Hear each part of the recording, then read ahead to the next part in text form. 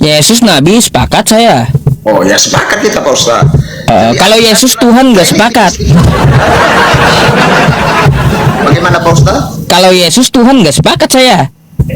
Iya, dia adalah utusan Allah. Karena di dalam Alkitab tidak ada Yesus itu mengatakan bahwa sembahlah aku. Oh betul. Saya Kristen Protestan Pak Ustaz. Oh. Lalu yang ente sembah apa bang? Kalau bukan nyembah Yesus? Karena Yesus itu perantara. Nabi. Nggak pernah ente sembah tuh perantara tuh.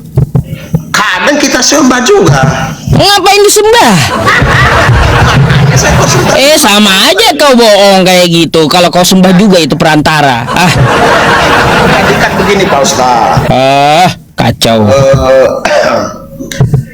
Kita ini belum begitu memahami kekristenan itu sendiri sebenarnya. Mengapa? Karena kita belum begitu paham semua isi-isi Alkitab itu. Lalu saya juga bertanya-tanya, makanya sama Pak Ustaz saya naik bertanya-tanya. Jadi maksudnya mencari yang lebih bagus lagi. Jadi di Alkitab memang belum ada kata Tuhan Yesus bahwa sembahlah aku. Lalu kenapa ente sembah bang? Udah tahu Yesus bilang nggak ada dia menyatakan sembahlah aku, lalu kau kenapa menyembahnya? Ya, itu pertanyaan yang sangat menarik Pak Ustaz. Ya. Ini dulu kan beragama berdasarkan keturunan. Oh keturunan. Iya Pak Ustaz. Jadi kita dilahirkan di Kristen, pasti kita mengikut Kristen. Lalu baru kita memperdalam iman itu. Mungkinkah Pak Ustaz punya kenalan orang Nias? Saya berasal dari Pulau Nias. Banyak sih beberapa. Jadi gini bang ya.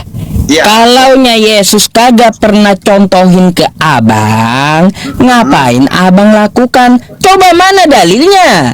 Ya, betul. Yesus memerintahkan Anda, jadilah kau Kristen, kata Yesus. Mana? Mana? Kalau nggak ada, kenapa kau jadi Kristen bang? Nah itu yang tadi saya bilang, kita di keluarga Kristen, kita mengikuti Kristen. Berarti beragama ikut-ikutan dong. Bisa dikatakan dia, bisa juga tidak. Iya. Makanya pilih agama yang bener ya. Kan kita dimodalin akal ya teman-teman ya. Betul itu Pak Ustaz. Makanya saya berdiskusi dengan Pak Ustaz. Pingin bagaimana ajaran yang sempurna itu. Saya juga ya sudah. Apa yang abang mau tanyakan? Ayo silakan. Ya Islam itu kan saya belum begitu paham Pak Ustaz. Bisa lah Pak Ustaz menjelaskan bagaimana kalau kita beriman kepada Allah. Begitu. Ya. Jadi bang ya, Islam itu dari kosakata aslama yuslimu ya gitu, yang artinya pasrah berserah diri atau selamat gitu. Jadi Islam itu mempunyai pondasi rukun. Rukun itu dia terbagi, ada rukun Islam, ada rukun iman. Rukun Islamnya ada 5. Yang pertama syahadat, yang kedua sholat, yang ketiga puasa, keempat berzakat, kelima naik haji jika mampu. Iya betul. Kalaunya rukun iman itu ada 6. Iman kepada Allah, kepada malaikat, kepada para rasul, kepada kitab yang diturunkan, kepada hari kiamat, dan kepada qada dan qadar gitu. Jadi itu semua diimani. Kalaunya kita berislam sesuai dengan Quran surah Al-Baqarah ayat 208, ya ayyuhalladzina amanu dukhulu fis-silmi kafah. Hai orang-orang beriman, masuklah ke dalam agama Islam dengan sepenuh-penuhnya gitu. Jadi seperti itu secara ringkasnya. Lalu apakah ada jaminan masuk surga seperti Pak Ustaz yang dari Yaman itu mengatakan bahwa jika kita masuk Islam maka ada ini, ada itu, ada ini. Jadi saya agak malu bertanya sama Pak Ustaz ini. Nggak apa-apa. Gini Bang. Ini Bang, kalaunya Anda bertanya apakah ada jaminan masuk surga dulu ya? Belum isi surga ya, belum isi surga, tapi jaminan masuk surga, oke? Ya, kalau jaminan masuk surga itu dijamin Allah serta Rasulnya Nabi Muhammad SAW, Bang. Di dalam Quran surah Maryam ayat 72 dikatakan summa nunajjil ladzina taqaw wa nadharuz zalimina fiha jithiya, dan Allah menyelamatkan orang bertakwa dan membiarkan orang yang zalim dalam neraka dengan keadaan yang berlutut. Tuh ya, Allah menyelamatkan orang yang bertakwa. Yang bertakwa ini siapa? Kalau kita cek, orang yang bertakwa adalah orang Islam berdasarkan di dalam Quran surah Ali Imran ayat 102. Ya ayyuhalladzina amanu taqullaha haqqa tuqatih wa la tamutunna illa wa antum muslimun.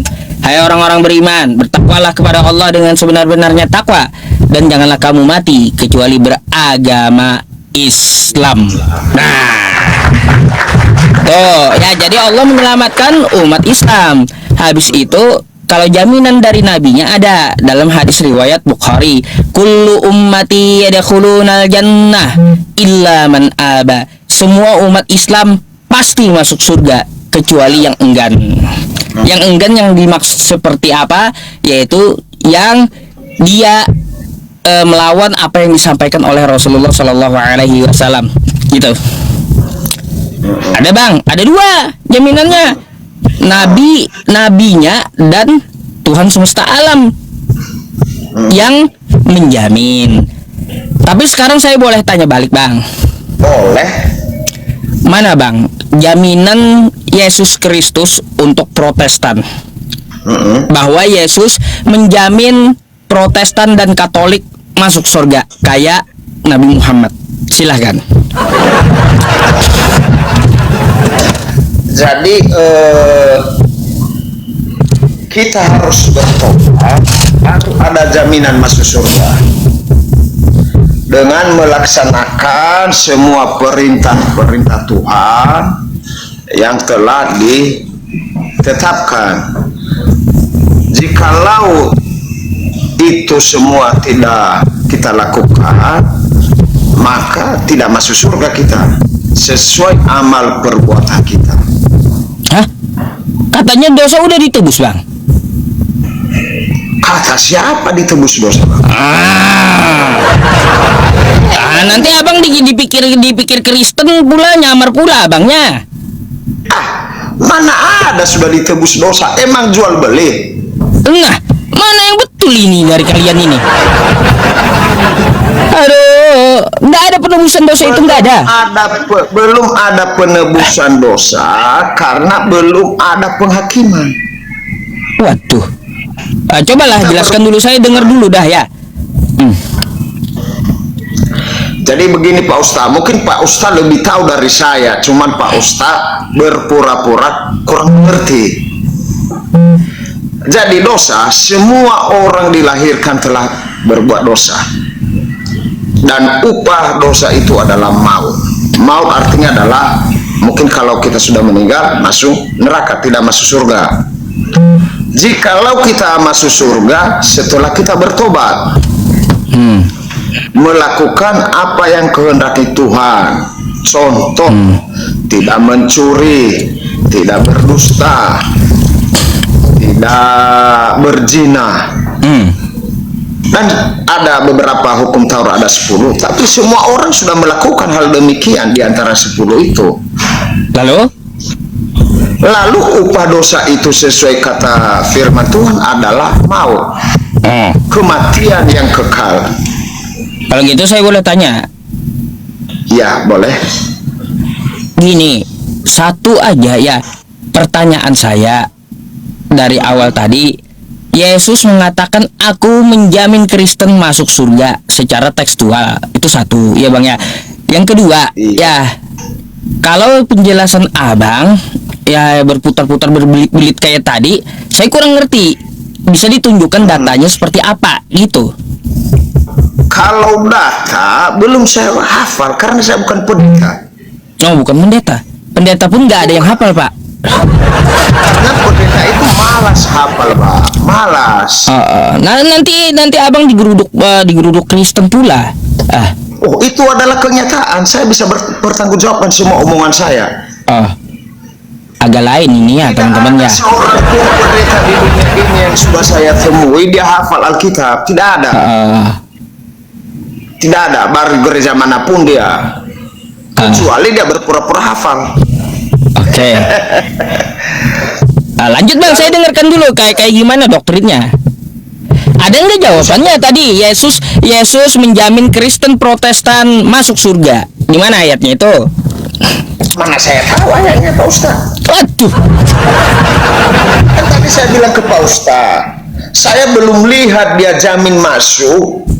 Tetapi kalau kelakuan kita baik, perbuatan kita sesuai dengan kehendak Allah, maka kita masuk surga. Nah, begitu. pertanyaannya gini bang, kalau upah dosa adalah maut, ya bang ya?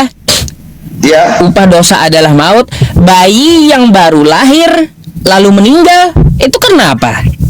Padahal dia belum berdosa, baru dia beberapa menit keluar dari rahim ibunya meninggal dunia. Itu dia belum berdosa, kan gitu. Lalu kenapa dia mati? Dia mati. Saya juga kurang tahu kenapa dia mati. Gak yakin dah abang ini Protestan, gak yakin saya. Gak yakin saya sama ente bang Protestan. Gak yakin. Apa karena saya berjenggot? Iya. Bukan juga apa ya, gak masuk akal gitu jawabannya, beda dengan Kristen yang lainnya gitu.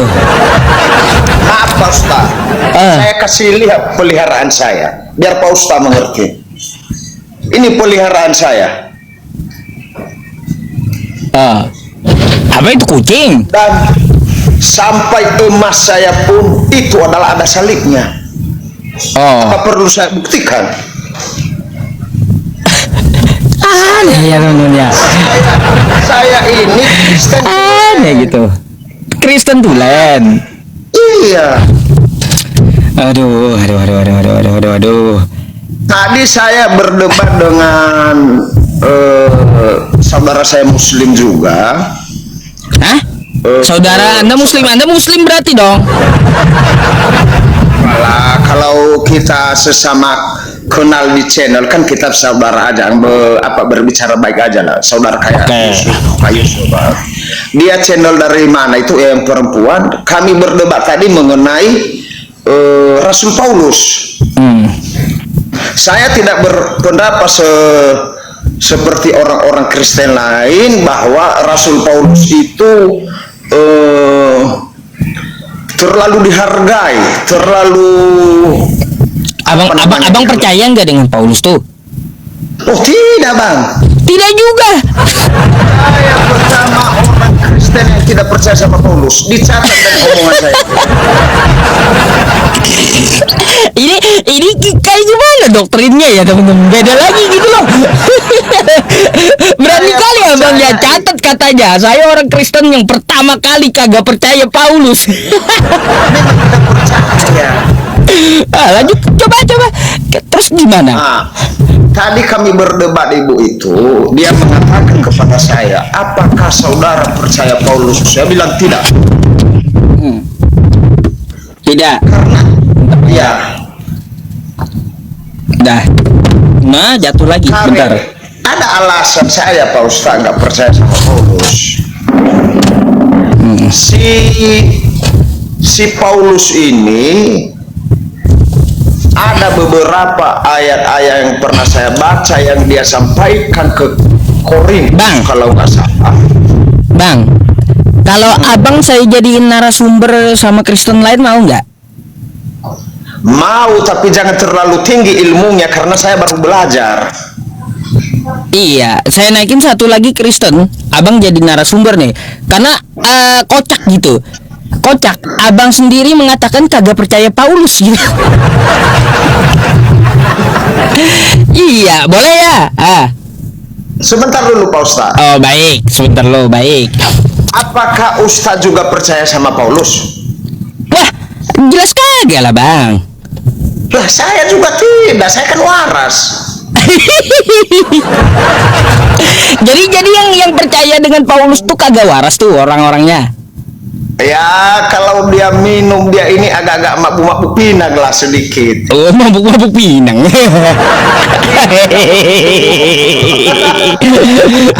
Ini Kristen aliran kayak gimana lagi nih? Makin aneh ya. Paulus itu biar saya jelaskan, tidak lebih tinggi daripada saya, tidak lebih hebat daripada saya. Hanya saja beliau di zaman Nabi Isa bisa ketemu langsung. Lalu kata-kata dia itu dari Injil dia ambil, lalu dia ceramahin orang. Contoh, hari Minggu kemarin orang-orang Kristen di pelosok seluruh Pulau Nias, dia kirim suratnya ke Roma. Surat dari Paulus mengirim ke Roma. Ibaratnya begini, kita ceramah di sini, kita kirim surat kita ke Medan. Lanjut Bang, saya dengerin.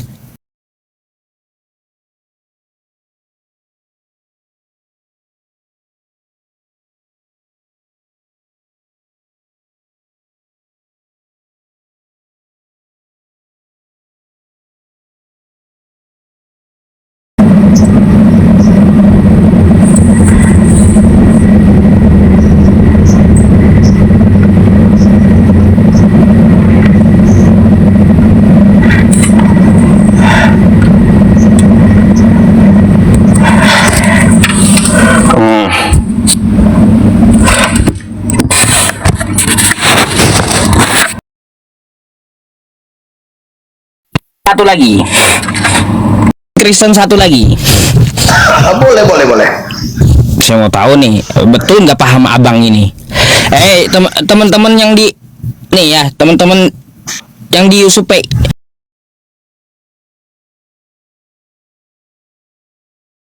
teman-teman yang di USUPI 3 ya, pindah ke akun saya di USUPI Real ya. Di sini akunnya kena pelanggaran, kagak bisa naikin orang. Jadi kita ke akun sebelahnya, oke? Ya.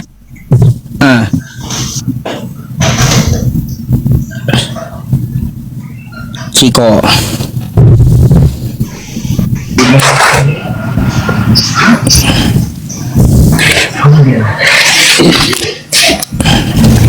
Halo Bang, selamat malam. Selamat malam juga Mas. Iya, Abang Kristen? Ya, Katolik. Katolik. Abang percaya Paulus nggak? Percaya dalam rangka apa itu? Enggak, ya secara menyeluruh dalam iman Kristen Anda gitu. Dia menulis, dia rasul, dia apa gitu, meneruskan ajaran Yesus dan yang lain-lain gitu. Ya percaya, dia itu Percaya. Bang Dehe. Kenapa lagi Mas? Ya. Masalahnya Bang Ciko. Dia itu seorang pengarang penulis. Oh, pengarang. Dia tahu semua. Enggak, masalahnya Bang Dehe ini, Bang Ciko, dia kagak percaya Paulus. Yang percaya Paulus itu orang sakit, kata beliau.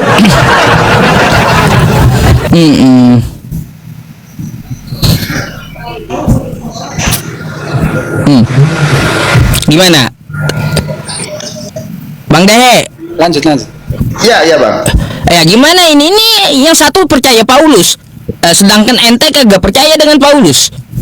Yang mana yang betul? Saya bilang dari tadi Pak Ustadz, Paulus itu manusia seperti kita juga. Dan yang dia sampaikan itu adalah Injil yang ada dari tempat kita tadi yang saya sampaikan, bahwa dia itu contohnya di suratnya di Roma. Pertama-tama aku mengucapkan syukur kepada Allahku oleh Yesus Kristus atas kamu sekalian. Dan bla bla bla bla bla. Itu kan suratnya ke Roma. Ibarat tadi saya bilang ke Pak Ustadz ceramah di Medan, lalu menyampaikan suratnya ke Medan, menulis, lalu orang-orang Medan membaca surat Pak Ustadz. Itu yang dikisah, dan dia cerita mengenai Kristus juga, Yesus. Surat dia orang biasa, bahkan pembunuh dia itu, si Paulus itu orang jahat sebelumnya, lalu sudah tobat dia.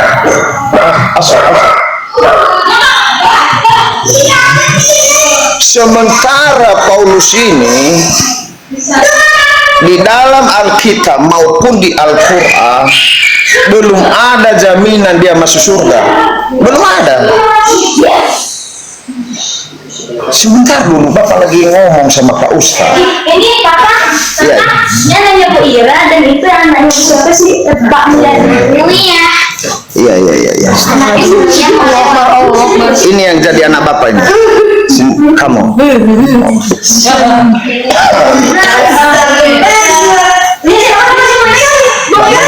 Yes.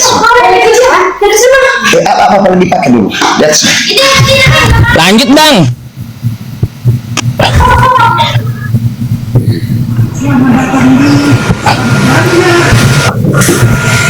Iya, gimana Pak Ustaz? Iya. Jadi yang mana yang betul di antara Abang Dehe dengan Bang Ciko? Yang satu percaya Paulus, yang satu kagak percaya. Mana yang betul di antara kalian?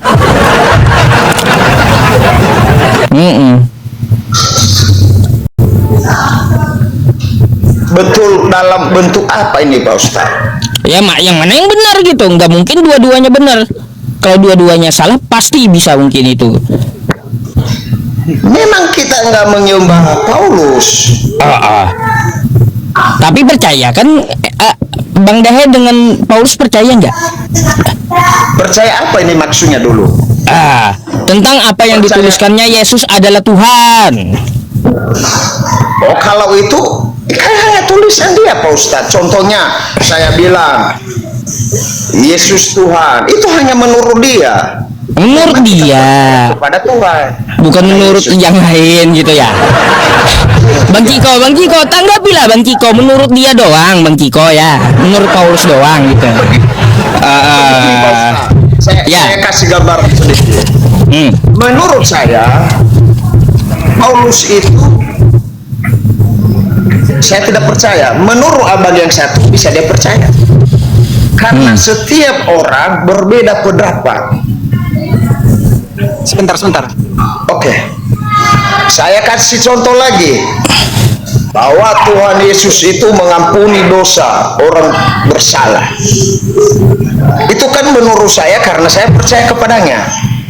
Tetapi menurut yang tidak percaya, dia mengatakan bahwa tidak. Tangkap dan salibkan dia. Kan itu yang kerjaan orang Romawi. Nah, makanya saya bilang beda-beda pemikiran Pak Ustaz. Kalau satu semua pemikiran kita, sudah Kristen kita atau sudah Islam kita semua. Jadi tidak ada perbedaan. Justru ada perbedaan itu yang kita nikmati keindahannya dari Allah Subhanahu wa Ta'ala. Sebentar Bang, saya kasih tahu teman-temannya kenapa saya tidak bisa menaikkan akun saya yang gede ke akun yang live. Karena apa? Akun yang gede Yusuf PI3 itu ditutup multinya ditutup. Jadi saya nggak bisa menaikkan Kristen, nggak bisa naik ke komal orang juga, nggak bisa. Pakai akun ini nggak bisa. Saya nggak bisa naikin orang, nggak bisa juga saya naik ke tempat orang. Nih ya makanya jadi pecah dua kayak gini. Teman-teman semuanya yang di Yusuf PI3 nih ya pindah ke Yusuf PI Real. Saya diskusinya di sini selama 3 hari ini. Ya nih. Tuh ya, nah berapa kali udah saya jelasin nih ya Yusuf PI Real, cari ya, diketik aja. Oke.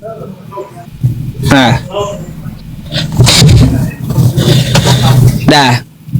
Mana tadi abangnya? Bang Ciko. Ya kenapa Mas? Gimana tanggapi itu, Bang? Itu Bang Dehe kagak percaya Paulus.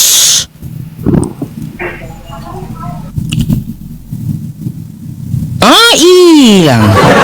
Udah. Takut dia. Ini aja nih yang saya naikin nih.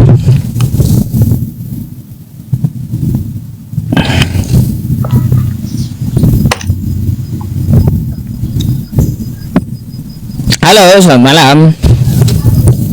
Ya, selamat malam. Malam, Pak. Kita udah bertemu beberapa kali gitu ya. Gimana dengan tanggapan ente, Pak, dengan Pak Dehe? Gak percaya dengan Paulus katanya. Gimana? Pak Dehe ini Kristen apa? Protestan dia ngakunya tadi. Oh, Protestan. Ah, Kristen Protestan dari gereja mana Pak Dehe? Saya dari gereja DNKP, Pak. Dan Alkitab yang saya pakai, Alkitab yang dipakai di gereja manapun di dunia. Oh iya. Nah, benar kata Pak Dehe bahwa orang Kristen itu tidak mentuhankan Paulus, itu benar. Tapi dia adalah rasul, dia adalah rasul yang diberikan ilham. Nah, coba Pak Dehe tadi katakan bahwa Rasul Paulus itu tidak yakin masuk surga.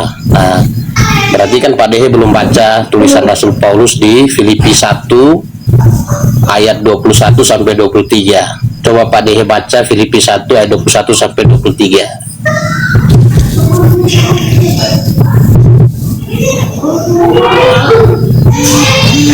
mana yang bener dah? Coba Filipi 1. Heran saya, satu sama lain beda semua. Kan Pak Dehe baca dulu Filipi 1 ayat 21 sampai 23. Itu Rasul Paulus yakin mati masuk surga.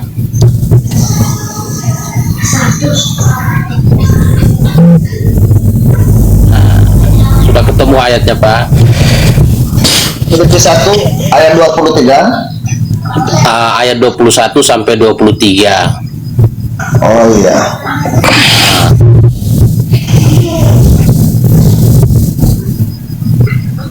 Dua satu berarti. Apa bunyinya, Pak? Ya, Pak sudah baca, sudah ketemu. Bunyinya itu Rasul Paulus berkata, bagiku hidup adalah Kristus dan mati adalah keuntungan.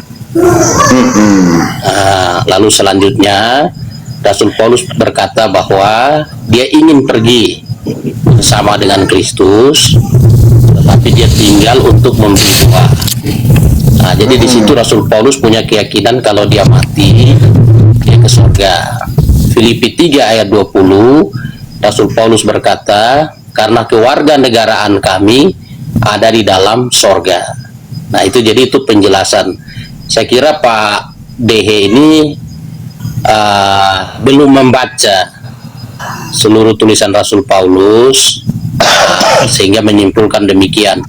Itu tidak masalah karena banyak Kristen awam juga yang artinya hanya mungkin ke gereja, tidak melakukan pendalaman Alkitab, sehingga pemahamannya demikian.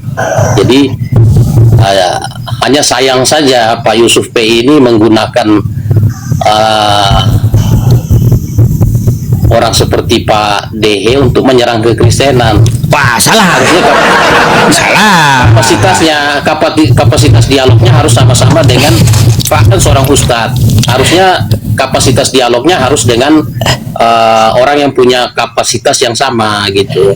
Pak, Supaya ini dialognya Pak, jadi enak.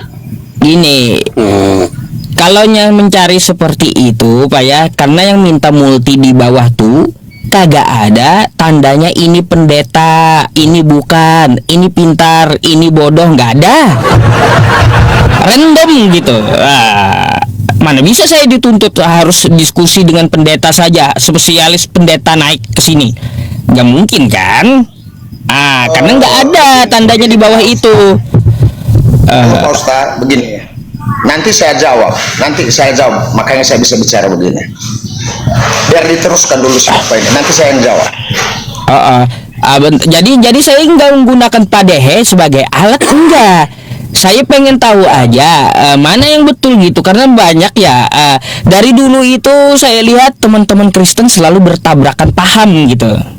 Nah itu saya pengen tahu seperti apa gitu masalahnya dan di mana. Nah gitu. Jadi jalan diskusi aja, bukan berarti memperalat. Aduh. Gini. Sebenarnya kita udah tahu tujuan dari Pak Yusuf PI buka Komol ini dengan tema-tema menyerang kekristenan itu, kita udah tahu tujuannya kemana, arahnya kemana. Jadi walaupun diformulasi dengan kata-kata yang indah, tapi kita udah paham tujuannya. Jadi wajar saja, itu wajar. Nah, cuman gini, kekristenan itu kan fondasinya adalah Alkitab, gitu. Jadi kayak seperti tadi kata Pak DG mengatakan Paulus tidak yakin mati masuk surga, ternyata ada tulisan Paulus dia menyatakan bahwa dia punya keyakinan masuk surga, berarti kan sudah gugur. Nah itu sudah. Kalau gitu kita dengar Padehenya menjawab kayak gimana. Silakan. Bukan mendengar, sekarang kan statementnya kan sudah ada di Alkitab, itu fondasinya. Kalau hanya bernarasi liar, ya pasti bisa narasi liar akhirnya jadi debat kusir. Ya kita dengar juga Pak Padehenya kayak gimana menjawab, menanggapi. Pak Yusuf ini kan hanya coba untuk mengadu-ngadu saja. Nah kalau bertanya tentang kekristenan, berarti kembali kepada fondasi Kristen, yaitu Alkitab. Nah kecuali Pak Dehe ini bisa menampilkan satu ayat di mana Rasul Paulus tidak yakin mati masuk surga. Kalau tidak bisa, berarti kan sebenarnya apapun narasi dia itu narasi liar yang akhirnya debat kusir yang tidak ada ujung pangkalnya gitu. Nah silakan Pak Dehe. Suaranya tidak ada. Ya, terima kasih. Mungkin Bapak yang ngobrol ke saya ini mungkin pendeta atau bukan, saya kurang tahu juga ya Pak ya, mohon maaf nanti kalau salah-salah kata. Jadi surat Filipi yang Bapak suruh saya baca tadi, kebetulan saya juga penglihatan saya kurang jelas tapi bisa saya baca. Ini adalah sebuah surat Paulus kepada jemaat di Filipi. Jadi yang Bapak bilang tadi, mana ini biar besarnya? Filipi pasal 1 ayat 21 sampai 23. Yang Bapak bilang tadi, karena bagiku hidup adalah Kristus dan mati adalah keuntungan. Ya. Itu kan kata Paulus, bukan kata Tuhan. Kita harus bedakan Tuhan yang berbicara atau Paulus yang berbicara, sesuai dengan seperti Tuhan berbicara kepada Nabi Musa, langsung berbicara. Lah kalau ini kan hanya Paulus yang mengatakan, Kak, bukan Yesus juga yang mengatakan ini, karena bagiku adalah hidup adalah Kristus dan mati adalah keuntungan. Kalau Yesus yang mengatakan demikian atau Tuhan, mendingan kita mati rame-rame masuk surga. Nah, ini kan hanya menurut Paulus. Makanya banyak orang nggak senang kalau saya kritik mereka begini. Ini kan surat Paulus kepada jemaat Filipi. Kita harus mengerti Paulus ini sama dengan Bapak Yusuf PI, sama dengan Bapak, sama dengan saya. Paulus ini hanya saja dia suka khotbah, memberitahu Injil kepada orang di Filipi. Ini hanya kata Paulus, bukan kata Tuhan ini. Ini kan tafsir dia. Mana ada orang mau mati keuntungan dia nggak ada. Orang Indonesia ini kalau pejabat berbondong-bondong masuk korupsi, itu keuntungan. Bukan dia bilang mengatakan karena bagiku hidup adalah Kristus dan mati adalah keuntungan. Mana ada kematian keuntungan? Saya sering protes ayat-ayat ini kalau dipakai orang ketika meninggal. Ya sebenarnya gini Pak Dehe. Ya sebentar dulu. Lagi. 1 menit lagi Pak. 1 menit lagi saya. Oke, silakan. Karena surat ini adalah surat Paulus. Saya tidak percaya sama Paulus karena dia orang biasa. Suratnya kepada jemaat Filipi sama seperti saya. Ceramah saya kepada jemaat orang Nias yang ada di Nias sana, Sumatera Utara. Surat saya dibaca-bacalah orang Nias di gereja di Sumatera Utara sana. Tetapi intinya memang dari Tuhan Yesus. Tapi kalau dia berkata begini, mati adalah karena bagiku hidup adalah Kristus dan mati adalah keuntungan, ini bohong. Mana mau dia hidup kalau dia mau mati, kalau keuntungan mati. Ini menurut saya.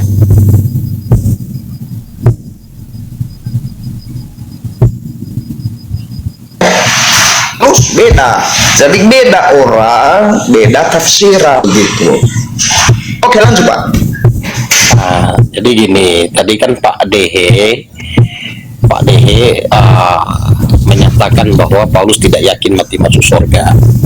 Nah, saya tampilkan ayat itu. Betul, saya saksi hidup nih di dunia ini, di dunia nyata. Saya saksi hidup bahwa Paulus itu tidak masuk surga karena belum ada. Itu Saksi hidup saya, Paulus tidak masuk surga. Telah kali. Nah, jadi pertama kan gini, Pak Dehe sendiri kan tidak hidup sejaman dengan Rasul Paulus. Itu tidak hidup sejaman. Jadi kalau bilang saksi hidup itu tidak tepat. Gitu. Justru Pak Yusuf PI menertawakan sesuatu yang dia sendiri tidak paham sebenarnya.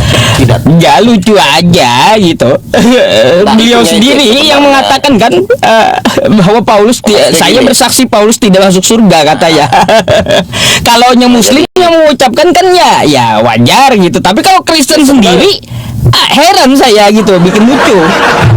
Sebenarnya nggak ada masalah. Nah, Fokuslah, nggak usah fokus ke saya gitu, fokus ke materinya aja. Silakan. karena kan tadi tertawa, makanya saya kan jelaskan. Iya, makanya sampai lucu juga menertawakan gitu sesuatu. jadinya. Nah, maksudnya menertawakan sesuatu yang sendiri tidak paham kan, jadi lucu. Saya paham apa yang beliau katakan. Nah, Paulus, saya bersaksi kata beliau ya Paulus masuk neraka. Ya, kenapa Itu sejelas dipertahankan? anak-anak pun ngerti gitu loh. Kalau bersaksi itu kan berarti hidup sejaman. Hidup sejaman bagaimana bersaksi? Udah, ya silakan tanggapi. Ya, jadi gini. Kalau Pak Dehe tadi berkata bersaksi, kayaknya ya itu keyakinan Pak Dehe. Kita tidak bisa menggugat itu. Tapi kalau kesaksian itu kan harusnya bersaksi itu orang yang hidup sejaman dengan Rasul Paulus. Nah, tadi Pak Dehe bilang Rasul Paulus tidak yakin. Nah, di ayat ini dia yakin bahwa dia mati ke sorga. Ya, ini kan saya bacakan ayatnya. Karena bagiku hidup adalah Kristus dan mati adalah keuntungan. Tetapi jika aku harus hidup di dunia ini, itu berarti bagiku bekerja memberi buah. Jadi mana yang harus kupilih, aku tidak tahu. Aku didesak dari dua pihak. Aku ingin pergi dan diam bersama-sama dengan Kristus. Itu memang jauh lebih baik. Nah, jadi di sini Rasul Paulus punya keyakinan bahwa kalau dia mati, dia akan bersama dengan Kristus. Nah, itu di sorga. Nah, lalu bagaimana syaratnya seseorang menurut Yesus Kristus untuk ke sorga? Nah, itu pertanyaannya. Bagaimana syaratnya? Apakah Yesus Kristus itu menjamin orang untuk ke sorga? Nah, makanya kita lihat pernyataan Yesus Kristus. Ya, dalam Yohanes 11 ayat 25 Yesus Kristus berkata, "Akulah kebangkitan dan hidup. barang siapa percaya kepadaku, dia tidak akan mati walaupun sudah mati. Artinya dapat hidup yang kekal. Nah, dalam Yohanes 5 ayat yang ke-24, Yohanes pasal 5 ayat 24, jadi Yesus yang berkata, Aku berkata kepadamu, sesungguhnya barang siapa mendengar perkataanku dan percaya kepada Dia yang mengutus aku, ia mempunyai hidup yang kekal dan tidak turut dihukum, sebab ia sudah dipindahkan dari dalam maut ke dalam hidup. Jadi ini pernyataan Yesus Kristus. Ya, barang siapa mendengar perkataanku dan percaya kepada Dia yang mengutus aku. Nah, Yesus diutus untuk apa? Untuk menyelamatkan manusia dari dosa. Nah, tadi seperti Pak Dehe bilang, penebusan itu belum terjadi. Nah, penebusan itu hari penghakiman. Sebenarnya itu saya anggap Pak Dehe belum membaca Alkitab secara tuntas. Karena Yesus Kristus datang menyerahkan dirinya sebagai tebusan bagi semua manusia melalui kematian Yesus Kristus di atas kayu salib. Dengan kematian Yesus Kristus di atas kayu salib, Yesus menggantikan posisi manusia yang harusnya dihukum karena dosa. Karena upah dosa adalah kematian. Tadi benar Pak Dehe, upah dosa itu kematian, itu betul. Orang yang berbuat dosa harus dihukum mati. Maka Yesus datang ke dunia, Allah yang menjadi manusia berinkarnasi untuk mengambil posisi penghukuman itu. Makanya dia mati di kayu salib. Itu mati untuk apa? Kenapa dia harus mati? Karena lewat kematianlah penghukuman dosa itu dilaksanakan. Itu menyatakan keadilan Allah. Jadi dia mati di kayu salib. Tapi karena Yesus adalah orang benar, dia orang suci, maka dia mati, kematian tidak berkuasa atas dia. Maut tidak berkuasa atas dia. Dia bangkit dari kematian, naik ke sorga. Maka dia beri jalan bagi orang yang percaya untuk pergi ke sorga. Jalannya jelas, petanya jelas. Nah, sekarang kalau orang tidak memiliki Yesus, tidak percaya pada Yesus yang mati di kayu salib untuk menggantikan posisi penghukumannya, dia tidak punya jalan ke surga, dia sesat. Jalannya sesat. Dipersingkat Pak, gimana orang mau nanggapi? Ya. Nah, ini udah kepanasan. Ini bukan gereja masalahnya, bukan gereja kawan. Ya. Sekarang kalau orang tidak percaya Yesus, dia tidak punya jalan. Ya, Yesus kasih jalan. Dia turun dari sorga. Dia turun dari sorga. Dia turun dari sorga. Dia kasih jalan. Lewat apa? Kalau manusia mau ke sorga, maka dosanya harus dibereskan. Nah, cara pemberesan dosa itu lewat apa? Lewat penghukuman. Hukumannya apa? Mati. Nah, Yesus gantikan posisi hukuman mati itu. Sehingga Yesus ini orang benar. Dia orang suci. Dia mati, maut tidak berkuasa atas dia, makanya dia ke sorga. Makanya orang yang percaya pada Yesus yang mati untuk menggantikan posisi dia sebagai orang berdosa, dia punya jalan untuk ke sorga.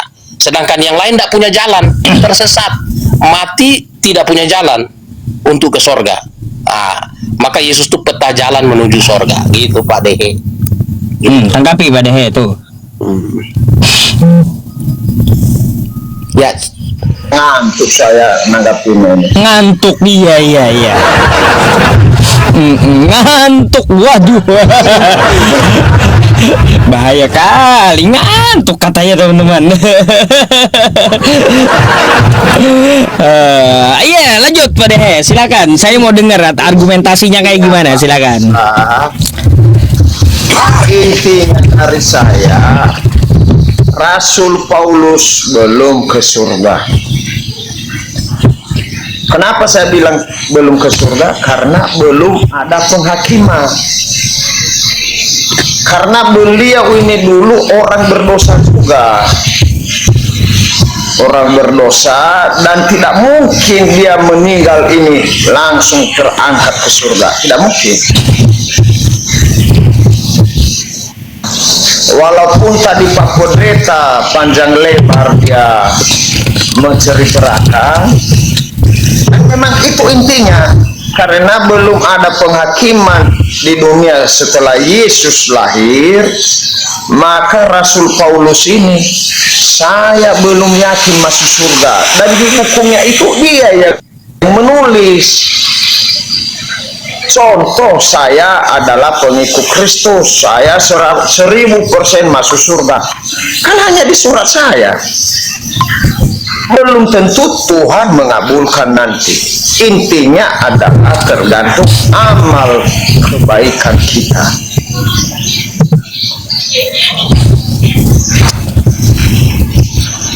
Makanya saya belum ada di Alkitab atau di kitab manapun, belum saya lihat bahwa Paulus ini sudah masuk surga. Belum ada, belum saya baca. Iya.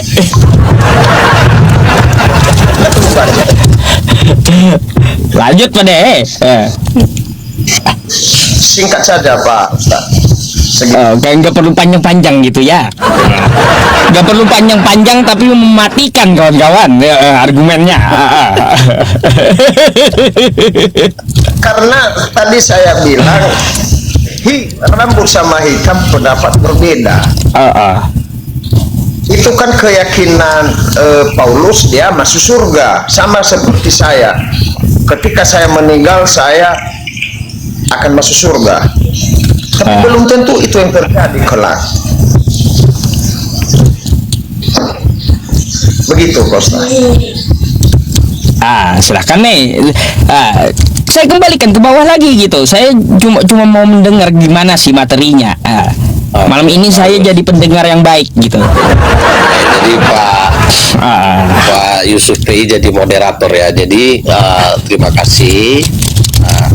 Makanya saya bilang Pak DH ini sebenarnya walaupun Kristen tapi belum mempelajari Alkitab lah. Karena gini, dia bilang penghakiman belum. Padahal coba Pak DH buka di Ibrani pasal 9 ayat 27. Ibrani pasal 9 ayat 27. Ya.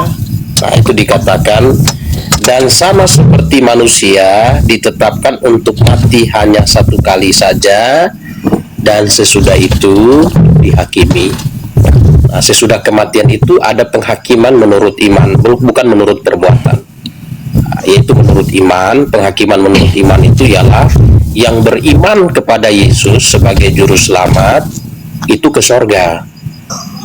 Nah, saya kasih ada lagi di contohnya di dalam Lukas pasal yang ke 16, Lukas 16 ayat 22 ya, ayat 22 dan 23. Kemudian matilah orang miskin itu lalu dibawa oleh malaikat-malaikat ke pangkuan Abraham. Nah, orang kaya itu juga mati lalu dikuburkan, dan sementara menderita sengsara di alam maut, ia memandang ke atas dan dari jauh dilihatnya Abraham dan Lazarus duduk di pangkuannya. Jadi ini Alkitab menjelaskan bahwa sesudah mati orang itu dihakimi menurut iman. Artinya kalau dia tidak beriman pada Yesus sebagai juru selamat, ya tidak beriman, tidak memiliki iman seperti Abraham. Ya, Abraham kan bapak orang beriman. Nah, dia bukan orang beriman, maka tempatnya itu di dalam neraka. Tapi kalau dia beriman, tempatnya di sorga. Nah, makanya Rasul Paulus punya keyakinan dia mati, dia ke sorga. Kenapa? Karena dia percaya kepada Yesus. Karena Yesus menjamin siapa yang percaya kepada dia, ya sebagai juru selamat, ya dia punya jaminan hidup yang kekal. Itu. Lalu tadi saya jawab juga, Pak DH bilang gini, kita diselamatkan oleh amal segala macam. Sebenarnya itu bukan ajaran Kristen, justru itu lebih tepat ke ajaran Islam. Nah, kalau Kristen punya tidak begitu. Titus 3, di dalam Titus 3 ayat 5, ya, Titus 3 ayat 5 itu tidak begitu Pak DH. Nah, kalau Islam mungkin pas lah itu. Ya justru Pak DH ini ajarannya hampir mirip-mirip Islam kalau saya lihat. Ya, Pak ini Pak Suat. Tadi saya juga menduga dia Islam nyamar gitu. Dugaan saya kayak gitu. Tetapi gini, ngotot dia, saya Kristen katanya. Maka kan ada penebusan pasal di Kristen. kata dia nggak ada, ngotot ya. Ya, tapi memang banyak juga orang Kristen yang punya pemahaman secara umum seperti itu. Ah, ya udah, lanjut. Kurang. Nah, Titus 3 ayat yang kelima itu Pak Dehe, dia jelaskan gini.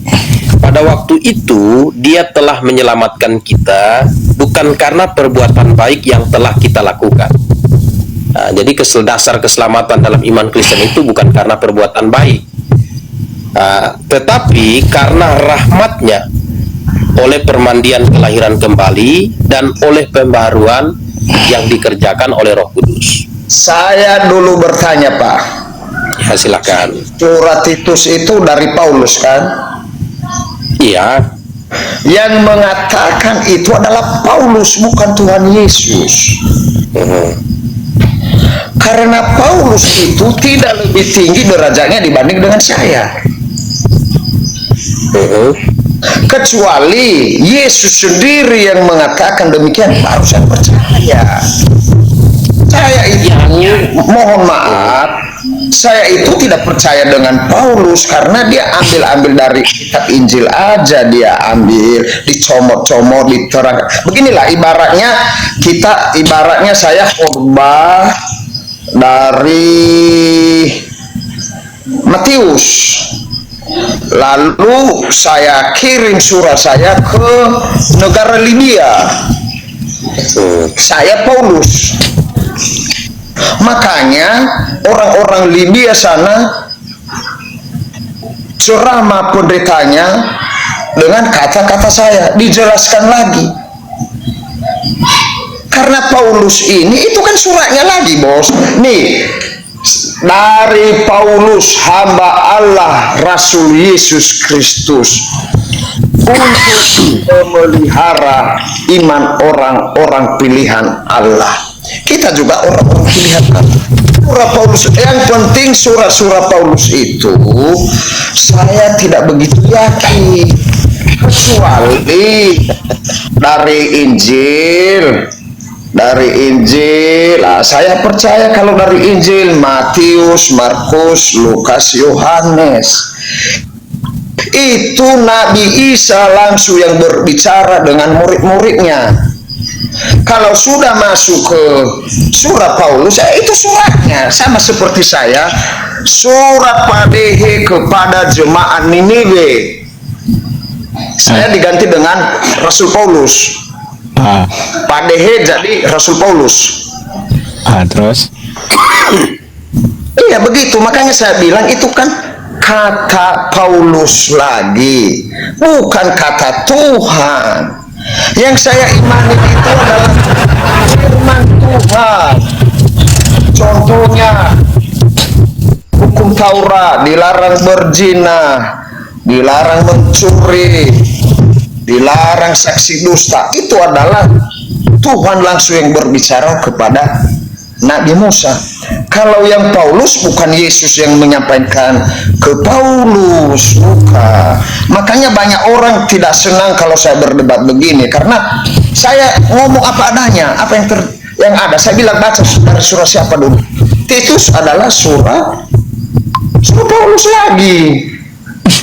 Sama seperti surat Pak Dehe kepada jemaat Papua, surat Pak Dehe kepada jemaat Manado, surat Pak Dehe kepada jemaat Israel, surat Pak Dehe kepada Tesalonika. Makanya saya mohon maaf nih, saya kurang percaya sama Paulus. Itu dasar saya, walaupun dia bilang tadi dia masuk surga, betul, kata dia masuk surga, sama kayak saya juga masuk surga. Ketika Klaimnya, klaim gitu ya, surga. klaim semata. Dia. Ya, karena dia percaya. Contoh saya, pada ini percaya kepada Tuhan Yesus Kristus. Lalu ketika saya mati, saya masuk surga, belum tentu. Makanya saya bilang, bos, mohon maaf, surat-surat Paulus itu saya nggak begitu yakin, karena hanya dia sendiri yang berbicara itu, bukan Tuhan langsung yang mengatakan ketika kau mati Paulus langsung ku angkat kau di surga. Walaupun tadi Bapak cerita mengenai orang yang meninggal itu dulu di pakuan Abraham itu adalah Lazarus. Nah, konsep saya ini yang tidak saya menambahkan Alkitab dan tidak mengurangi. Itu adalah tafsiran-tafsiran saudara kita Paulus. Mungkin juga kalau ketika zaman dahulu saya ada, mungkin masuk surga juga saya ini karena tidak berseberangan dengan Paulus. Tapi kalau Tuhan mengatakan Paulus masuk surga, baru saya percaya. Saya balik lagi ke belakang. Kalau Paulusnya sendiri mengatakan, ya nggak bisa bang, kan sama seperti saya tadi. Saya ini ketika saya masuk surga. Iya. Saya kepada Yesus. Ya, Oke, baik. Saya tanggapi ya. Oke bos. Jadi sebenarnya Pak Dehe ini juga punya masalah yang serius dengan iman dia ya. Karena dia secara pribadi, sebenarnya gini, secara pribadi di tangannya ada Alkitab. Alkitab itu sebagai apa? Nah itu surat-surat Paulus. Sebenarnya dia sedang menyerang imannya sendiri. Saya ikutin cara berpikir dia. Nah di Titus 3 itu dia bilang gini, pada waktu itu dia telah menyelamatkan kita bukan karena perbuatan baik yang telah kita lakukan, tetapi oleh karena rahmatnya, oleh permandian kelahiran kembali dan oleh pembaruan yang dikerjakan oleh Roh Kudus. Nah Tuhan Yesus sendiri kan yang apa yang ditulis oleh sebentar. Yesus. Betul di dalam Yohanes pasal 3 ini Yohanes pasal 3 ini Tuhan Yesus yang ngomong. Jadi apa yang ditulis Paulus ini sebenarnya sama juga yang diajarkan Tuhan Yesus. Yohanes pasal 3 Pak Dehe, Yohanes pasal 3 ayat 3 dan 5, ayat 3 sampai 5 ini mengenai cara masuk surga.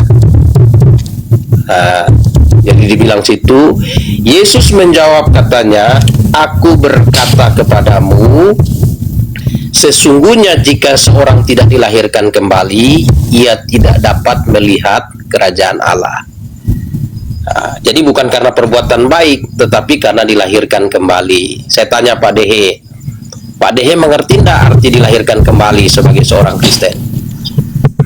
Coba Bapak terangkan dulu. Nah, saya mesti tanya dulu.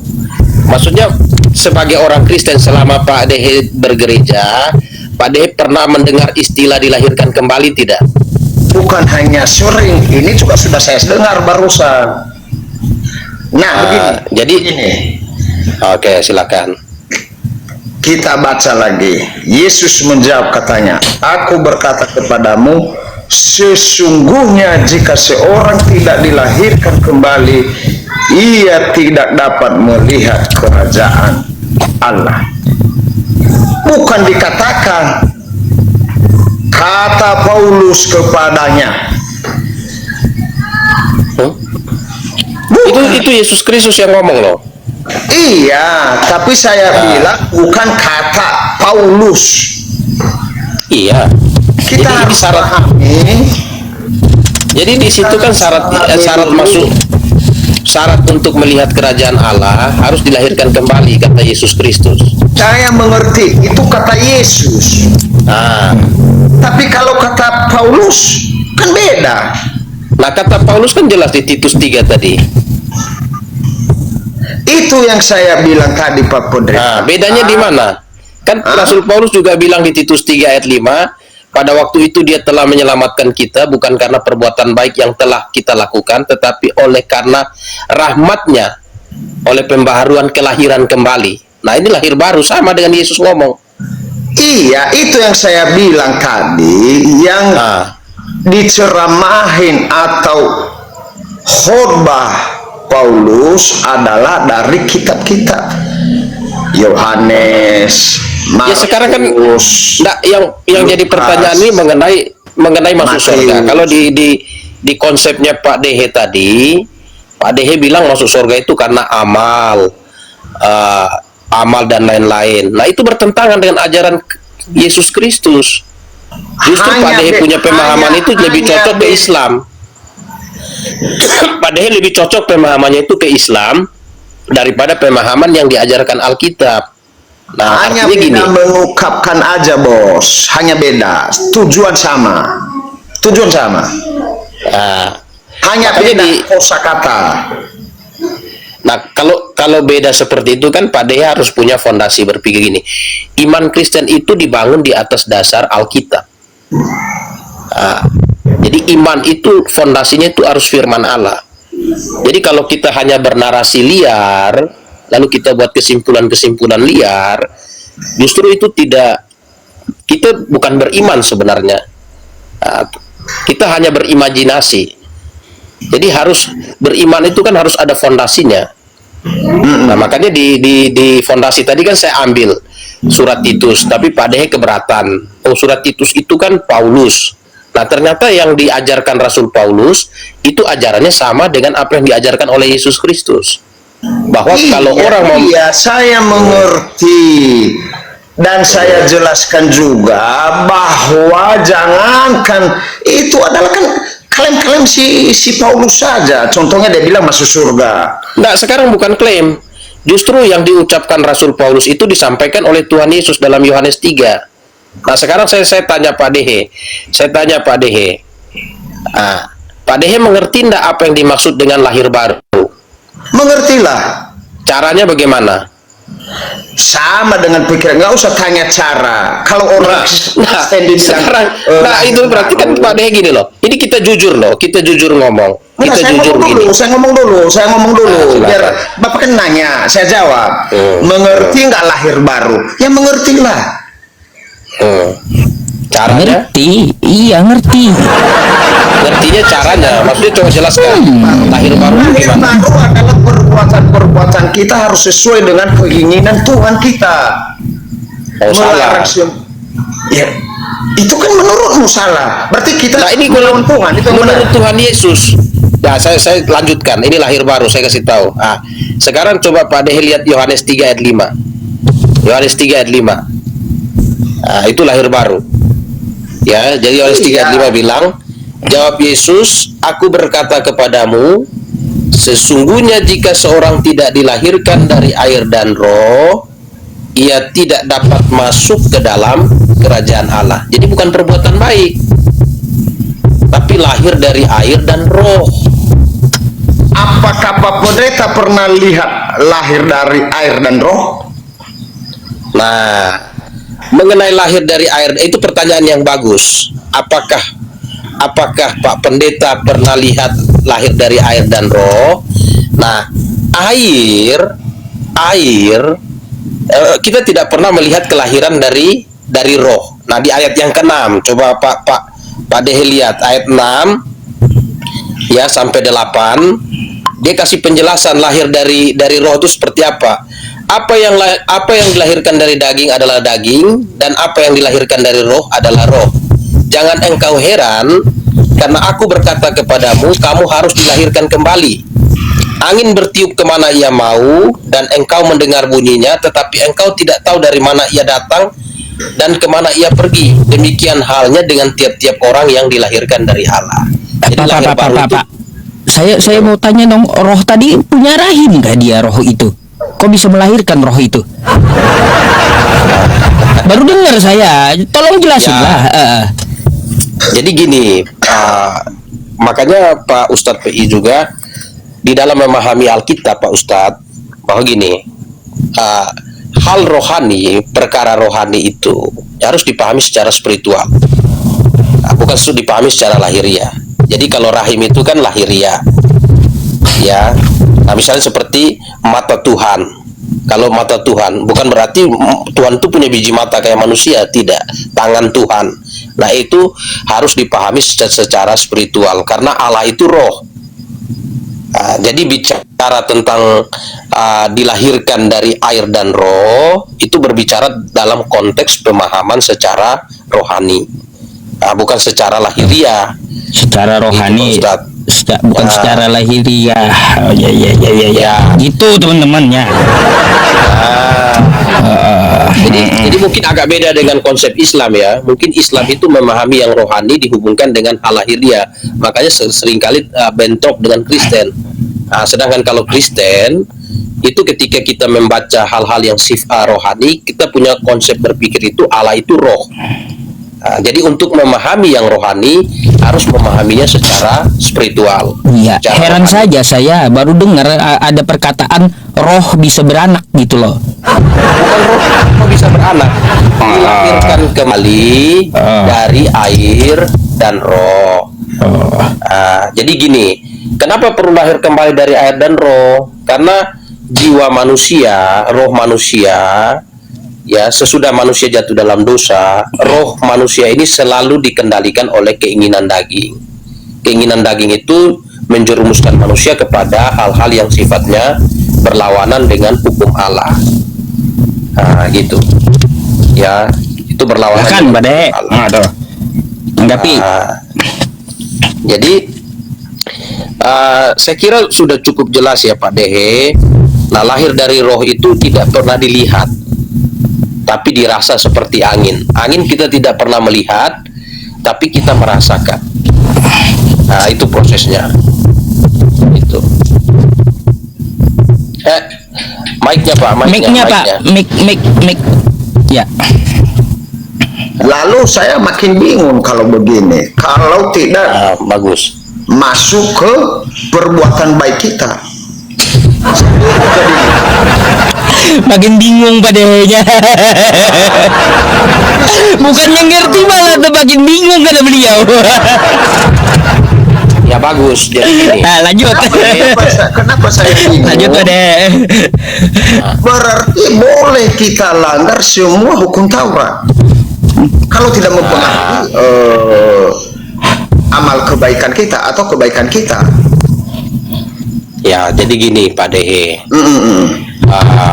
Di dalam iman Kristen, perbuatan baik itu adalah buah dari kelahiran kembali. Bukan syarat untuk perbuatan baik itu bukan syarat untuk masuk surga kalau Bukan dalam syarat. iman Kristen.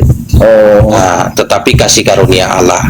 Nah, orang yang sudah dilahirkan kembali itu menghasilkan perbuatan baik. Hasil dari lahir baru itu perbuatan baik.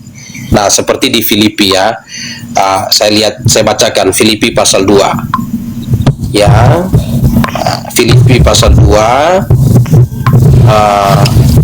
ayat 13. Ayat 13 ya, dari ayat 12 saja, 12-13 bilang gini. Hai saudara-saudaraku yang kekasih, kamu senantiasa taat. Karena itu tetaplah kerjakan keselamatanmu dalam takut dan gentar. Bukan saja seperti waktu aku masih hadir, tetapi terlebih pula sekarang waktu aku tidak hadir. Karena Allah lah yang mengerjakan di dalam kamu baik kemauan maupun pekerjaan menurut kerelaannya. Jadi gini, di dalam iman Kristen, orang yang sudah lahir baru, ya lahir baru itu dilahirkan dari air dan roh. Nah, air di situ adalah Injil. Jadi orang yang sudah menerima Injil, waktu dia percaya kepada Yesus, dia bertobat, di dalam hatinya itu ada Roh Kudus. Nah, Roh Kudus ini mengerjakan pembaharuan di dalam hidupnya. Ya, Roh Kudus mengerjakan pembaharuan di dalam hidupnya. Itu pembaharuan yang dikerjakan oleh Roh Kudus menghasilkan orang itu memiliki buah roh. Nah, memiliki buah roh. Sehingga buah roh itu apa yang tampil? Itu perbuatan baik. Begitu. Jadi perbuatan baik yang dikerjakan oleh orang lahir baru itu tidak bersumber dari semata-mata kemampuan dirinya, tetapi itu hasil dari karya Allah. Misalnya gini, orang belum lahir baru dia suka minum mabuk, dia suka merokok, dia suka dusta, dia suka omong yang tidak benar. Dia untuk seorang perokok meninggalkan rokok itu berat bagi dia. Berat bagi dia karena sudah diikat dengan daging. Nah, pada waktu dia betul-betul lahir baru, itu akan terlepas sendiri oleh karya Allah, perubahan yang dikerjakan oleh Allah. Memang saya tahu banyak orang Kristen yang tidak sampai di tingkat pemahaman ini karena belum menerima Injil yang murni. Gitu. Jadi gitu Pak Dehe ya. Saya kira diskusi saya dengan Pak Dehe cukup. Oke, saya Belum. Oh belum. Belum, jangan kemana-mana. Ya makin penasaran Pak. Udah mau kabur aja kata Pak Dehe. Saya makin bingung dengan statement. Makin bingung tuh. Ya Makin, memang. makin banyak Bapak bicara, Pak Suat ya, makin banyak ente bicara, Pak, makin bingung Pak Dehenya. Penasaran juga kan? Penasaran. Bingungnya begini Pak Pendeta. Ya, ya. Tadi Pak Pendeta mengatakan tidak pengaruh dengan kebaikan. Ya. Lalu setelah saya dengar panjang lebar penjelasan Pak Pendeta, ikut-ikut juga kebaikan itu. Ya jadi gini Pak Dehe, perbuatan baik itu bukan syarat. Nah, maksud gini, kalau Pak Dehe mau masuk surga, itu syaratnya bukan berbuat baik. Tapi syaratnya itu harus dilahirkan kembali. Nah, di Alkitab itu ada 2 contoh. Ya, contoh satu orang, Yudas Iskariot itu rasul bersama Tuhan Yesus. Istilahnya ini orang rohani sekali Yudas ini. Nah, tetapi pada waktu matinya Tuhan Yesus berkata kepada dia, orang seperti itu lebih baik tidak dilahirkan dari malam apa? Tidak dilahirkan dari rahim ibunya. Begini Pak Pendeta, nggak usah jauh-jauh ke Yudas Iskariot contoh, langsung contoh ke kita aja. Jadi lebih detail, lebih dekat, lebih paham. Semakin jauh nanti pikiran saya bisa ke Roma lagi langsung. Jadi gini Pak Dehe gini, misalnya Pak Dehe ini ya, satu contoh lah, contoh nyata aja, penjahat di sisi Tuhan Yesus itu penjahat loh, masih namanya penjahat, sama seperti Paulus tadi penjahat ya. Nah, dia sama penjahat ya. Dia penjahat sampai mati predikatnya. Rasul Paulus kan bertobat. Dia sampai di kayu salibnya masih disebut penjahat. Tetapi detik dia mau mati, dia percaya kepada Yesus Kristus. Dia bilang, Yesus, ingatlah aku ketika engkau datang sebagai raja. Berarti dia percaya Yesus Mesias. Yesus berkata, percaya dalam bentuk apa ini? Kepercayaannya apakah hanya percaya aja? Aku percaya kepada Yesus. Yesus menjawab, percayanya dia percaya bahwa dia bilang ini, Yesus, ingatlah aku ketika engkau datang sebagai raja. Artinya dia percaya bahwa Yesus adalah Mesias. Nah, maka Yesus berkata kepada dia, hari ini engkau bersama aku masuk ke Firdaus. Nah, karena iman dia. Pak Dehe, iman kita tuh terbentuk dari 3 komposisi. Ya, komposisi iman itu pertama pengetahuan, yang kedua itu perasaan, yang ketiga itu kehendak. Nah, itu komposisi. Nah, jadi kalau orang beriman tanpa pengetahuan juga sesat.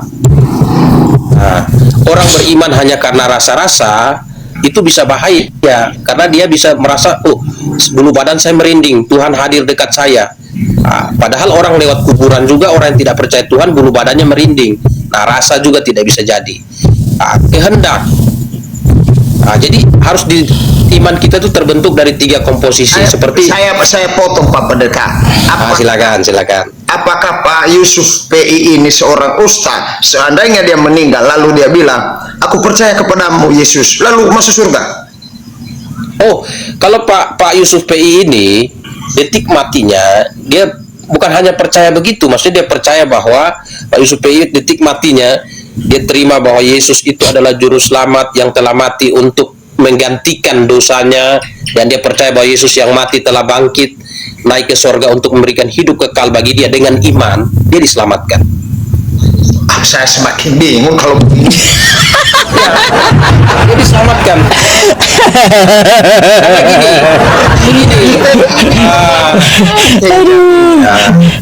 Ya, karena kan Pak Dehe kan begini. Terlalu enteng Kristen ini berarti. Boleh kita berbuat jahat, lalu ketika kita mati bertobat, mengaku percaya kepada Yesus bahwa kita bisa terangkat ke surga. Aduh, semakin kacau dong, Bang. Nanti aja tobat-tobatnya kalau kayak gitu, Pak Dehe ya. puas-puasin aja dulu hidup kan kalau kayak gitu ya. Mau mati, mau koit baru percaya katanya. Jadi gini Pak Dehe. Pak Dehe gini, hari mati kita kan kita tidak tahu kapan. Tahu Pak. Misalnya gini. Masa hari mati kita kan kita tidak tahu kapan. Ada yang tahu, contohnya dia sakit, dia sakit parah dan diprediksi mati dia dalam seminggu lagi, itu tahu dia. Nah, kalau memang dia sudah, kalau dia sudah tahu dan dia betul-betul bertobat dan percaya, nah itu diselamatkan. Hanya gini, dalam keyakinan iman Kristen bahwa perubahan itu tidak terjadi gini. Injil itu tidak semata-mata diterima dengan kekuatan manusia secara individu, tapi ada pekerjaan Roh Kudus. Lalu maaf dulu Pak, kita belum kenalan dari awal, jadi bingung juga saya Bapak ini. Bapak pendeta di mana dan dari mana? Kita ngobrol-ngobrol aja belum tahu kita. Pokoknya saya di Kupang lah, saya nggak perlu sebut. Saya di Kupang NTT. Pendeta apa? Pendeta apa? Ya, saya di gereja. Saya pelayanan di gereja. Pelayan. Jadi agak bingung saya ini Pak ya. Contohnya saya jemaat. Saya berbuat dosa.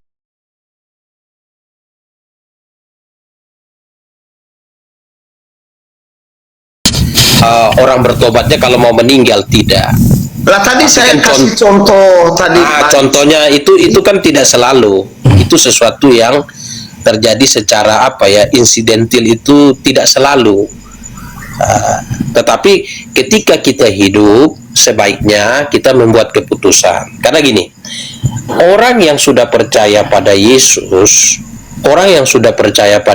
pun akan di sorga itu ada penghakiman, namanya penghakiman Bema Kristus. Penghakiman Bema Kristus itu untuk memberi upah. Jadi perbuatan-perbuatan kita yang kita lakukan di dunia ini, kita percaya Yesus, kita dijamin untuk masuk sorga. Nah, kita mati ke sorga.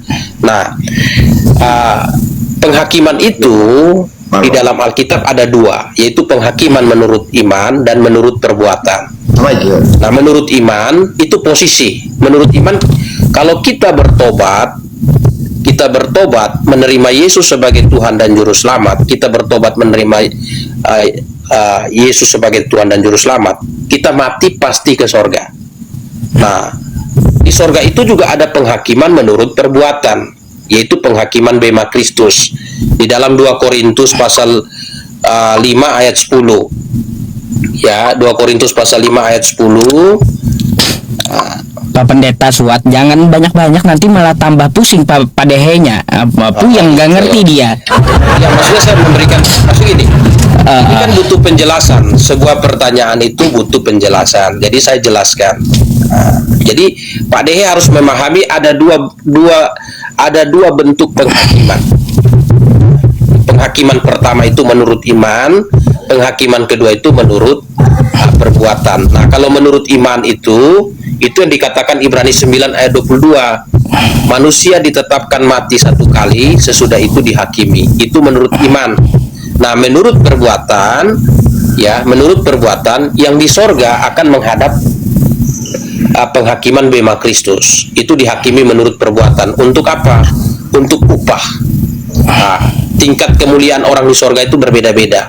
Nah, yang di neraka juga akan dihakimi menurut perbuatan. Walaupun sudah di neraka, mereka dihakimi menurut perbuatan. Untuk apa? Untuk diperberat hukumannya. Dalam Wahyu pasal 20 ayat 13 sampai 15. Sudah itu dijelaskan. Pak Pendeta, Oke. Lalu ada pertanyaan saya sama pendeta ini, karena jawab jangan terlalu panjang lah, karena kita juga bukan. Makanya bakal nggak paham Pak Dehenya kalau kepanjangan gitu. Lari malahan, karena saya ini kalau terlalu banyak cerita, saya jadi lupa fokus mana yang sampai pembicaraan. Jadi saya begini Pak Pendeta. Oke. Menurut tafsiran Pak Pendeta, bukan tafsiran Paulus ya. Apakah yang tidak seiman dengan Kristen ini atau di luar Kristen, apakah mereka masuk surga atau tidak? Ya, sebenarnya kan jelas menurut Tuhan Yesus. Yohanes 14 ayat 6. Akulah jalan, kebenaran dan hidup. Tidak seorang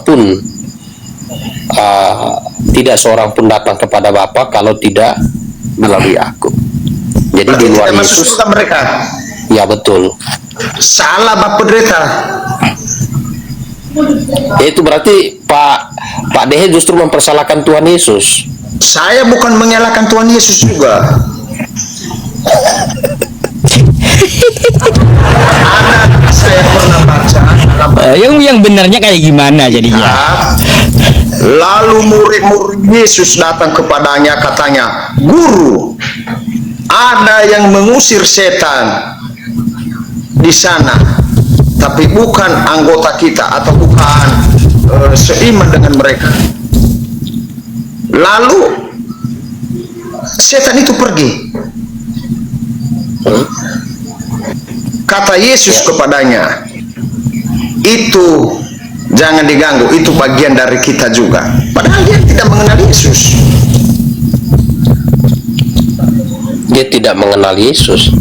Nah, apa hubungannya dengan masuk surga? Ya adalah hubungannya. Iya. Itu kisahnya gini. Itu kisahnya ada saya gini. Jadi kisahnya ada orang yang mengusir setan. Ya, ada orang yang mengusir setan juga. Lalu murid-muridnya lapor kepada Tuhan Yesus. Itu ada orang yang mengusir setan. Nah, Tuhan Yesus berkata, kalau mereka tidak melawan kita, berarti mereka di pihak kita. Nah, artinya tidak melawan itu berarti mereka sejalan dengan Yesus Kristus. Itu ayat itu maksudnya gitu. Saya angkat jempol. Lalu pertanyaan saya, ada 100 lagi pertanyaan saya kalau begini. Wah, Pak Yusuf PI bisa ini komalnya Pak Yusuf itu. Ada 100 pertanyaannya, nggak apa-apa. Tuh netizen nungguin juga sampai azan subuh, nggak apa-apa dah ya. Penontonnya nungguin sampai azan subuh. Ini ya, berarti orang-orang yang tidak percaya kepada Yesus sebelum dia lahir, maka mereka masuk neraka semua. Oh tidak, jadi gini Pak Dehe. Kan belum ada Yesus. Sebelum Ya, ada jadi gini. Yesus, banyak orang-orang yang beriman. Tapi berimannya, mereka beriman kepada Tuhan. Tuhan yang menciptakan langit dan bumi, bukan kepada Yesus. Ya, jadi gini Pak Dehe. Makanya gini. Memang di Mazmur ini. Sedikit lagi Pak Pendeta. Silakan. Karena zaman-zaman dahulu kan mereka belum mengenal Yesus, belum juga mengenal namanya agama Kristen dan agama Islam dan agama-agama yang lain. Itu disimpan dulu Pak Pendeta. Satu lagi, saya kurangi pertanyaan saya dari 100 cukup 3. Satu-satu Pak, satu-satu. Ini giliran saya yang bingung nanti nih. Jangan banyak-banyak juga Pak Deh, satu-satu lah juga nanyanya. Iya, kalau nanya banyak bingung juga apa pendetanya ya. Satu-satu aja dulu, gak apa-apa. Diulang pertanyaannya dari awal coba. Satu lagi. Siapakah yang berbohong di Taman Eden? Tuhan atau ular? Kata Tuhan, janganlah engkau makan buah yang ada di tengah-tengah itu. Jika engkau memakannya, maka kamu akan mati. Kata ular atau si iblis atau yang lainlah, kata-kata yang enak, jika engkau memakannya, maka engkau mengerti yang baik dan yang jahat. Cukup dua Pak mereka. Ya, yang pertama gini Pak Betul. Dehe. Jadi gini, kematian Yesus di atas kayu salib, ya, itu dia menanggung dosa seisi dunia. Jadi posisi keberdosaan manusia, bayi itu berdosa bukan karena dia berbuat dosa, tapi posisi dia karena Adam berdosa, maka semua yang berasal dari Adam itu terhitung dalam posisi orang berdosa. Nah, Mazmur 51 ayat 7 bilang, dalam kesalahan aku diperanakan, dalam dosa aku dikandung. Nah, jadi dalam kesalahan aku diperanakan, dalam dosa aku dikandung. Secara posisi. Nah, posisi keberdosaan karena Adam telah diselesaikan oleh Yesus Kristus. Nah, itu dijelaskan dalam Roma pasal 5 ayat 18-19. Oleh karena ketidakbenaran satu orang, semua orang telah menjadi orang berdosa, dan oleh karena perbuatan kebenaran satu orang, semua orang menjadi orang benar. Nah, di dalam Yesus, bayi mendapat pembenaran. Ya, bayi dibenarkan oleh karena Yesus. Nah, makanya Yesus berkata kepada anak-anak yang datang kepada Yesus Kristus, biarkanlah anak-anak itu datang kepadaku, karena merekalah yang mempunyai kerajaan sorga. Jadi anak bayi siapapun yang mati hari ini, termasuk bayi Osama bin Laden, bayi orang-orang yang jahat, ya bayi siapapun yang mati hari ini pasti masuk sorga. Karena posisi keberdosaan dia karena Adam telah diselesaikan oleh Yesus Kristus di atas kayu salib. Nah itu, ya makanya Roma pasal 5 ayat 18-19. Itu posisinya. Nah, lalu yang berikut, siapakah yang apa tadi di Taman Eden? Ya, Yang berbohong. Tuhan atau iblis atau Karena iblis berkata gini, karena iblis berkata gini, pada waktu engkau memakan buah itu, kamu akan menjadi sama seperti Allah. Ya, kamu akan menjadi sama seperti Allah, tahu yang baik dan yang jahat. Nah, manusia habis makan itu tidak menjadi sama seperti Allah. Allah itu maha tahu. Manusia walaupun tahu tapi tidak maha tahu. Jadi iblis itu yang berbohong. Coba kita lihat Kejadian pasal 3. Ya, biar enak kan kita baca. Kejadian pasal 3 ayat 4 dan 5. Dibilang, tetapi ular itu berkata kepada perempuan itu, sekali-kali kamu tidak akan mati. Tetapi pada waktu kamu mengetahui, tetapi Allah mengetahui bahwa pada waktu kamu memakannya, matamu akan terbuka dan kamu akan menjadi seperti Allah. Nah, ternyata manusia habis makan tidak jadi seperti Allah, tidak maha tahu. Gitu. Allah kan maha tahu, manusia kan tidak maha tahu. Jadi jelas yang menipu itu adalah iblis.